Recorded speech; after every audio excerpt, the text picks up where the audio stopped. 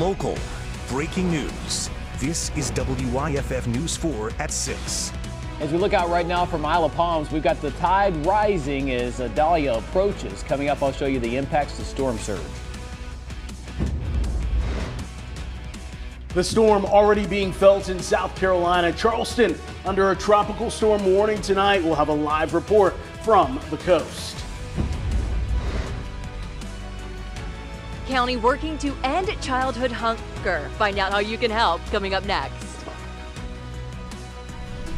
Fury unleashed on Florida. The eye of Idalia hitting Keaton Beach this morning as a dangerous Category 3 hurricane. Powerful winds ripping roofs off of homes and businesses, and life-threatening storm surge turning streets across the state into rivers. And Idalia is still dangerous even as it's losing strength. The storm downgraded from a Category 1 hurricane to a tropical storm as it moves across the Georgia coast. High winds are kicking up sand along Tybee Island Beach. The storm also is dumping rain further inland, and the storm moves towards South Carolina now. South Carolina Governor Henry McMaster saying today that the state is prepared, but he is warning residents, especially those along the coast, to not let their guard down. We've been through this before. We've been through a lot worse than this one appears to be. So we are ready. Your team all across the state is ready. Don't panic, but be prepared and get your information from official sources. And listen to this, making the situation possibly even worse. The governor says the storm will hit the South Carolina coast at high tide tonight, which heightens the chance of flooding. Chief Meteorologist Chris Justice joins us with more on the timing. Chris. Yeah, about 8 o'clock is the high tide for Charleston and northbound. We're going to be watching that closely because as Idalia continues to move on through, we're going to see that reach of water. You can see the water. This is Isle of Palms. Wild Dunes that way. Charleston will be this way. This is a waterway in between. The water's flowing inland right there, and we're seeing that. This grass and wall has been kind of my measure today. We could see it clearly. Now we don't see much grass, and that wall is slowly disappearing. So we're going to watch that closely over the next hour or two. Yeah, right now, Idalia sits near Savannah, Georgia. It's pulling this in right here, and as it does, that water's going to get higher and extra high because of that high tide. So 70-mile-per-hour winds sustained right now, gusting even higher than that as this rolls on through.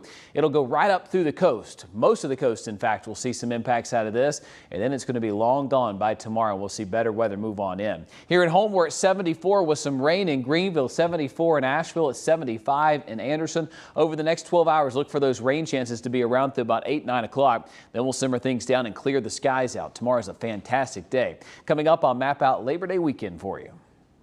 Well, as we just heard from Chris, Idalia is bringing strong winds and rain into Georgia and the Carolina coast. Now, the area from Charleston to Isle of Palms, as Chris was just talking about, under a tropical storm warning tonight. And our Rashad Williams is in that area. He's right in Charleston. And Rashad, you've been there since about this time yesterday. Big change since then. Yeah, you talk about big changes. There have been a lot of intervals, say 15 to 30 minutes. A lot of heavy rain and then it stops, but the winds have been consistent and still picking up here. I also want to mention this has almost become a spectacle. There are people that live in this area that continue to come out just to get a look at the ocean, and I want to show you as the ocean continues to swell up, the levels are rising. The water continues to hit the seawall here, and this is a lot higher than it was just 30 minutes ago. We saw some dolphins not too long ago right here in front of us. They felt so close we could touch them. Again, just goes to show how high the ocean is, and as we continue to get hit with the rain, the winds are picking back up. So we're going to go ahead and send it back to you. We're going to continue to monitor this throughout the night, and we'll have the latest update tonight at 11 o'clock. For now, live in Charleston, Rashad Williams, WYFF News 4. Rashad, thank you for that. Search, secure, and stabilize. These are the things we're told to do as Idalia moves up the East Coast. Emergency crews in Florida are working to rescue. They're getting resources to people who did stay behind. Power crews also making their way through flooded streets to turn the lights back on for thousands of customers. Taylor Hernandez from our sister station has the latest out of Perry, Florida, which is about 20 miles north of where Idalia first made landfall.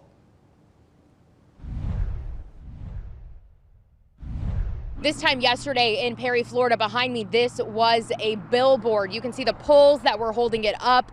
You can see the light that was shining on it. This is right outside of a Hampton Inn hotel, right off of State Road 19. Now, that is the main road in and out of Perry, Florida. Perry, Florida was the town that took a near direct hit during Category 3 Hurricane Idalia. It was a near Category 4 hurricane at one point with wind gusts up to 125 miles per hour. This road is the main road in and out of this small Florida town. We've seen down power lines, down trees, and we also saw law enforcement coming in from counties across the state, neighboring counties, as well as dozens of trucks and line workers working to get the power and the lights turned back on here for the people of Perry. Reporting in Perry, I'm Taylor Hernandez. Taylor, thank you. And for the latest tracks and timing on Idalia as it heads through the Carolinas, you can always turn to WYFF4.com and the WYFF4 mobile app. Well, WYFF4 is celebrating 70 years on the air by giving back to our communities. Today, we're helping the United Way of Anderson's weekend snack pack program. Our Sydney Shatrix has been live all afternoon at Second Harvest Food Bank, and she joins us now. Hey, how can viewers help? There are several ways our viewers can help. We're going to get to that in just a minute, but let me tell you a little bit more about these snack packs. Here are why these are so important. For some kids in Anderson County, they'll eat breakfast and lunch at school, but when Friday afternoon comes, they may not eat again until Monday morning. These snack packs help fill that meal gap. They are crucial so that kids are ready to come back to school Monday morning, ready to learn. And we're joined now by a very special woman, Carol Burdett. She is the CEO of United Way of Anderson County. Miss Carol, you have dedicated so much of your career to United Way, to helping feed children in our area. Why do you do it? Why is this so important? Well, feeding hungry children has two parts. The humanitarian part that we all know pulls at our heartstrings because we can't imagine a child going to bed hungry, waking up hungry, not knowing where their next meal is coming from. And then the wise part about, we know that feeding them and nourishing them helps them to be successful in their learning. But we hear so many stories, and one of those stories is about a grandmother raising 3 young children. And she would tell us that by the end of the month, her money was running out. And she would take the pastas from these bags and she would make it the meals for the week. It makes me so appreciative of what I have, but so heartfelt for what we need to do to help children. So what I'd say to people that are watching, you may be able to give $10 or you may be able to give $10,000, but it will go for us to end childhood hunger in Anderson County.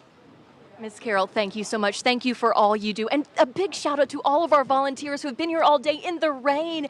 You guys, just helping to fight childhood hunger. And if you haven't donated yet, there is still time. Take a look at your screen. It is as easy as going to WYFF4.com or mailing a check to the address that you see there on your screen. So far, we've raised over $7,000. We are almost to $8,000, y'all. So a big thank you to those who have given already. And if you haven't yet, if you'd like to, again, you can go to WYFF4.com or you can mail a check as well. For now, live in Anderson County, Sydney Shatrix, WYFF News 4.